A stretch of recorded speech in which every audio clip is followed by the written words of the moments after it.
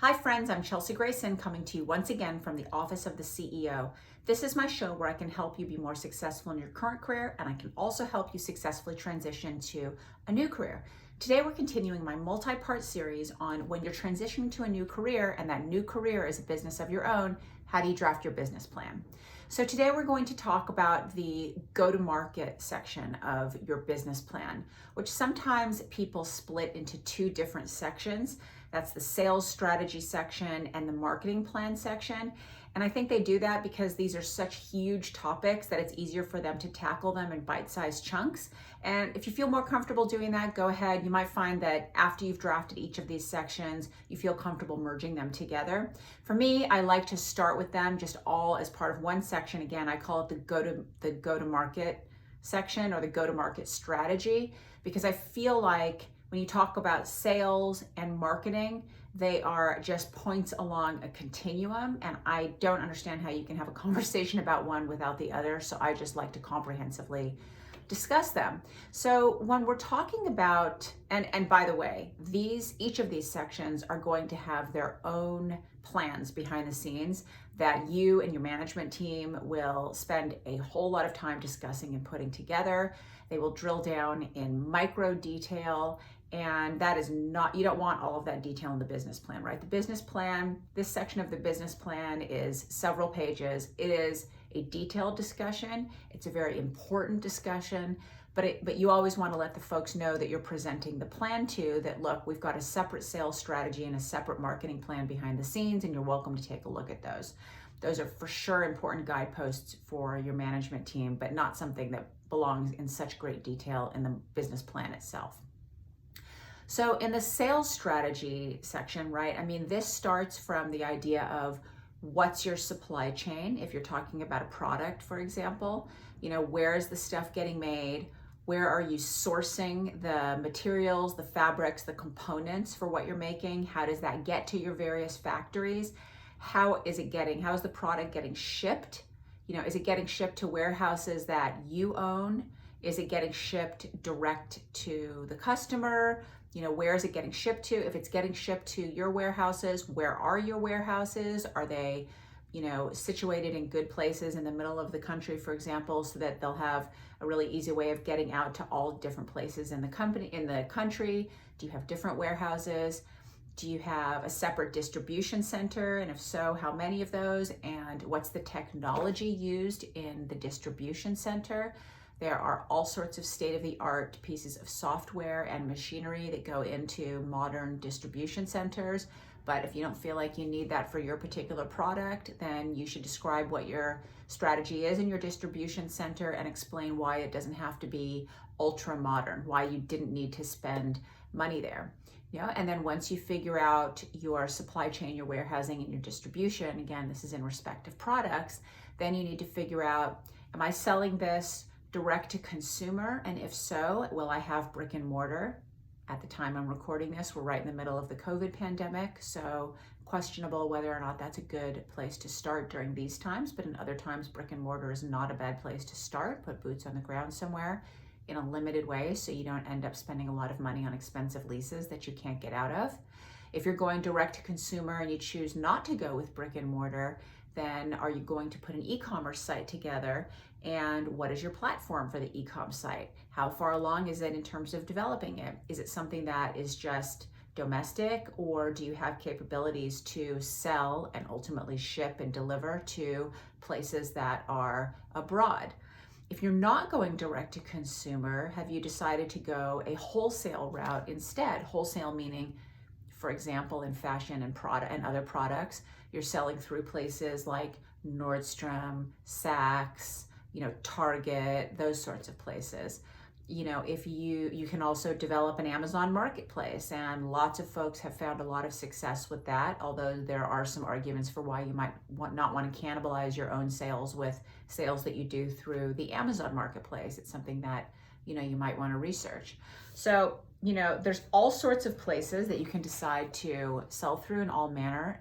The easiest way, of course, is to start with an e-com site, as long as you can readily take the orders, take the payments, and then get things shipped out, in a timely way. And then you're going to want to decide in your sales strategy, am I selling at merely a local level? Even if it's on e-com, right, and you can reach the world, do you have the capability to ship to the world?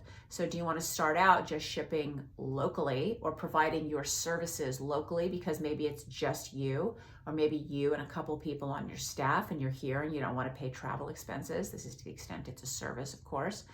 If you're opening a flower shop, it might just, and a flower delivery service, it might just be that your capability is for providing flowers here locally because you don't have any ability to ship them and you don't have a place to source them outside of locally either, right? That's not a bad place to start. You can expand after that.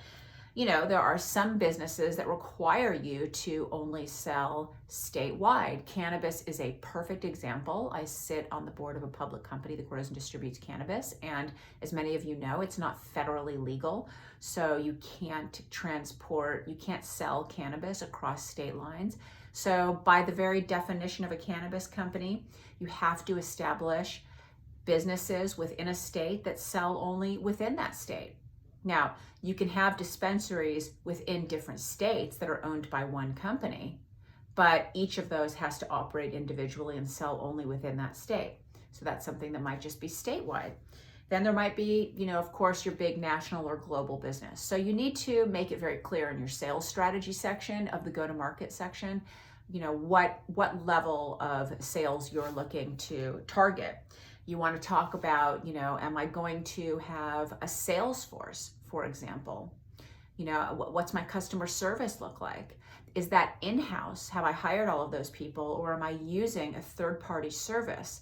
And in either way, what is my training method? How do I coach these folks to answer questions correctly? How do I coach these folks to market my product, well, and in a way that perfectly represents what my idea was in respect of my service or product? What is the accountability level? If they're not in-house, if I'm using a third-party service, what are the ways that I'm going to audit or check up on their progress or monitor what they're doing? What kind of a feedback service am I going to have? And there's all sorts of other things that go into your sales strategy, including, and almost most importantly, what is this costing me to make or generate? So if it's a service, by generate, I mean, what am I paying the people that are providing this service for me to my customers? Or if it's a product, what am I paying to make this product? And then what am I selling this product or service for? And are there different levels? Am I selling it? Is there a subscription service actually? All of these things are going to be things that your reader, particularly a potential investor, will be very interested to understand. And this last point, particularly in respect of what is the margin that you're going to be making on that product or service. So on this one, this is a very complicated section. I certainly would love for you to DM me on the side or drop me a comment and let me know if you want me to drill down on any of this more specifically. Of course, if you have a specific question about your business, I'm happy to answer it. But suffice it to say, the sales strategy is something that you are going to want to pour over behind the scenes and then build into a more general section in your business plan. So like I mentioned earlier, the other part of your go-to-market strategy section in your business plan is your marketing plan. And as most of you know, there's two big parts of marketing, and I do intend to go over this more in a future episode, but there's brand marketing. This is how you establish what's the tone of the brand, what does the brand stand for, what is our relationship with our customers. I've said this before, but at American Apparel, for example, everyone knew that we stood for body empowerment. We love to use natural bodies with no photoshopping or airbrushing. We stood for that very much. We stood for the aesthetic of a classic, not branded, basic piece of apparel that you could stack with all sorts of other things. That was part of our branding, this idea of simple, not branded. We were very much aligned with the LGBTQIA community and had a philanthropic relationship with the HRC. Those were things that were part of our brand and our brand halo, as it were. And then we attended and showed up at various events that we felt really reflected the kind of company that we were. We always showed up for both weekends of Coachella. We had a house, we had various influencers that we had relationships with that we felt really reflected the brand. Experiential, event, tone, that's all part of brand marketing. Now, then there's performance marketing on the other side, right? So this is digital, also known as digital marketing. So these are paid ads. These are, abandoned cart emails. So if someone comes onto your site, puts something in your cart and leaves, these are the emails that reach out to them and says, don't you still want that pair of shoes? Don't you still want that iPhone? It's still waiting for you in your shopping cart. These are the sorts of things that pop up when someone visits your website. Oh, do you want to save 15% on this purchase that you're about to make? Please go ahead and subscribe and put your email in. These are using affiliate sites so that your product could show up in the top 10 of this or the top 20 of that. There's all sorts of marketing technologies out there, and I've only just begun to scratch the surface here by telling you about them. But you're going to want to develop strategies within both of those buckets, brand marketing and performance marketing. And by the way, a little secret, boards of directors and investors very much prefer performance marketing because it's a very scientific way of, for every dollar you spend in performance marketing, you can know exactly what dollars come back in, i.e. the return on ad spending, or ROAS as it's termed in the industry. And boards and investors love to see what's the exact return on every dollar spent. Brand marketing is harder. How do you know how many sales you made just because you showed up at Coachella? You know that you enhanced your perception amongst a target audience that you really want, but you really don't know how much those people ended up buying or how many dollars you ended up making.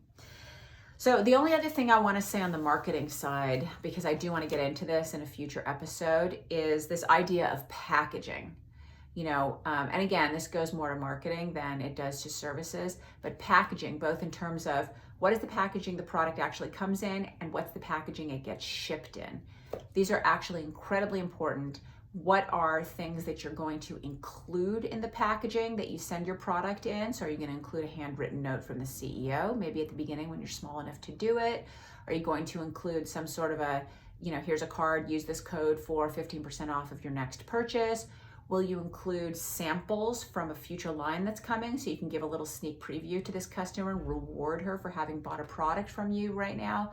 Will you include samples of other things you're currently selling so you can tease her with them and encourage her to come back and buy those products? All of these are very important components of marketing. So that is pretty much what I wanted to talk to you guys about today in respect of your go-to-market strategy section of your business plan. Again, I do intend to tackle some of these on a much more deep dive in future episodes, and be sure to DM me if you want to talk to me specifically about your business. But anyways, otherwise, drop me a comment, let me know what you thought about this episode, and I will see you next time from the Office of the CEO.